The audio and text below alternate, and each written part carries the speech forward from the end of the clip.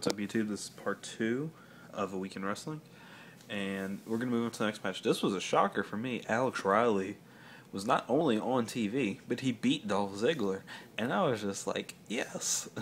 I'm a huge Alex Riley fan.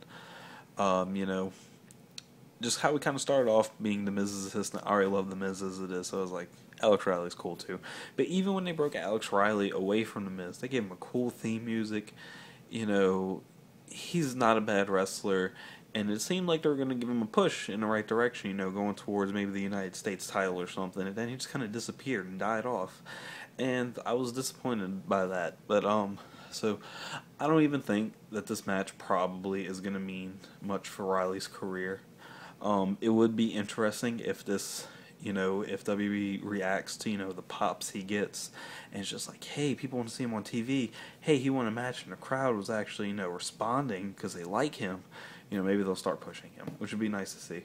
But the way the match went was Ziggler. It was going back and forth for a little bit, but Ziggler kind of got the upper hand. It was just like kind of kicking Riley on the ground, messing with Jericho, who was at the commentary table, and Jericho was kind of joking, started touting a video, and Ziggler, I guess he was just like, "What are you doing?" Something like that, and Riley gets to roll up and pin Ziggler. So Riley immediately left the ring, so not much spotlight on him for winning the match, but just kind of leading into the Ziggler-Jericho feud. Next up, AJ had made this match later on after the matches she had scheduled, because these two weren't selected for the Punk match. They were putting a match against each other. I guess I can see why Kane won the match, is because, yes, Kane is the more veteran participant in this in the match between these two, and Kane does have a match at SummerSlam, whereas Miz doesn't. And I don't know if WWE is still planning on scheduling a match for Miz at SummerSlam. They should. I guess we're going to see what happens with that. Yeah. So I'm not happy about it, because I like Miz. I want to see him win. And I think it's just kind of hurting him, the fact that he's holding the IC title now, but I understand why they did it. But yeah, it was a good match. I enjoyed it. Miz performed well. Kane performed well. They're both good in-ring performers. Neither one of them are excellent, but they're not bad. Both of them are good. So they put on a good match. I enjoyed it. And then this was another match announced by AJ in the early of the episode, was Cena versus Bryan. And I hate Cena so much. Reasons being, he's excellent on the mic, and he just gets you so hyped up for him going into a match, and then he goes into a match, and he's just terrible. He cannot perform as a wrestler in the ring, which is so disappointing, because Punk versus Cena was a good feud. Punk brought out the best of Cena and actually made him wrestle in that match, and it was good. Cena actually showed he can do something. But in this match against Bryan, he just got beat down the entire time by Bryan. And, Bryan's trying to go in for his submissions. And Cena comes out of nowhere with the AA and wins the match. It's a typical Cena match. Cena beat down the entire match. And then 5 moves of death, which, even though it didn't end in exact 5 moves of death, it ended with him sneaking in an AA while doing absolutely nothing in the match but letting Bryan work the entire time. It just made Cena look really bad, and it hurt Bryan's momentum going into SummerSlam. And I wouldn't have cared this match ended in disqualification or somehow. It just really disappoints me. I looked forward so much to this match, and Bryan performed, but Cena did not. So it was just disappointing to me. Okay, next up is Superstars. Some pretty interesting matches on Superstars. We're just going into the matches. This first match, Gabriel and Kid versus Rex and Hawkins. This was a great match. These are 2 tag teams in WWE.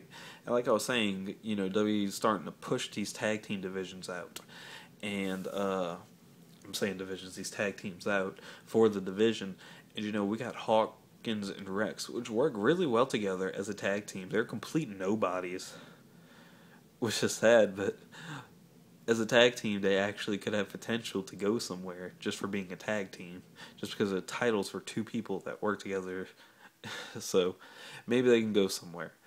And then you have the excellent team of Justin Gabriel and Tyson Kidd, who just performed so well. And this was just a great match. Lots of back and forth, lots of good tag team. It just shows the potential the tag team division has coming. And I just can't wait to see, more tag matches that are going to go on. Hopefully WB doesn't fall off the tracks with the momentum that's already rolling with the tag division. Santino beat McGillicuddy in the match. Big shocker there. I knew Santino was going to win it. Michael McGillicuddy is a good wrestler. His character is just an absolutely nobody. I think he should have came into the WWE, as the son of Mr. Perfect. Like, I know at NXT, he's like, I'm a second generation star. My father was Mr. Perfect, Kurt Hennig. But for some reason, they gave him this character, Michael McGillicuddy, which makes no sense at all, and his character's going absolutely nowhere. So that's just what's kind of hurt his career. He has managed to win a tag title though when he was part of Nexus, but other than that, it seems like he's on the fast track to nowhere right now, and his character he's just one of those people whose character needs to be revamped. And yeah, so next up was a match between Tensai and Ryder. It's disappointing that Tensai beat Ryder, because I like Zack Ryder a lot. He's a great performer. He's not a bad wrestler, and the crowd just loves him. They're crazy about him. For some reason, WWE just doesn't like him. They just don't want to push him. They don't want to use him. They don't want to use his momentum, and so it just hurts Ryder. And he has so much to offer, but he can't because WWE won't allow him to. And Tensai's character, I don't know. He could be on the verge of being fired for all we know right now. So we're just gonna see what happens to Albert over there. So TNA. TNA this week kind of sparked my interest back a little bit. It wasn't as bad as last week's. They're still kind of letting the Bound for Glory series write in their stories, but it kind of got an interesting idea going on with the aces and eights. They brought, now it's focusing on who is in charge of the aces and eights. And once we get to that, I'll give my thoughts on it.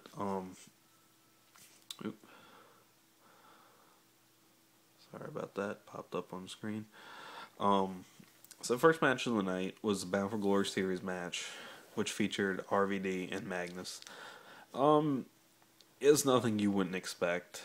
Magnus was kind of, looking good at the beginning, making it seem like he was going to beat RVD. But of course, RVD, the favorite, came out on top and won. So it wasn't a spectacular match. I guess it wasn't a bad match, but no, it was okay.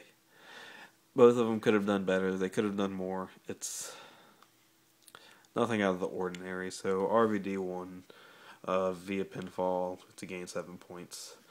Next up, we had Daniels and Kazarian had a tag team match this week against the throw together of Garrett Bischoff and Devon. Of course, these two retained. First, it was like Daniels trying to bring the belts into the match to get disqualified, but then the ref took it, and then something happened. It ended up where Kazarian whacked Devon in the head with the belt, and so they were able to retain. But I'm going to go ahead and stop this video now and continue on the next one.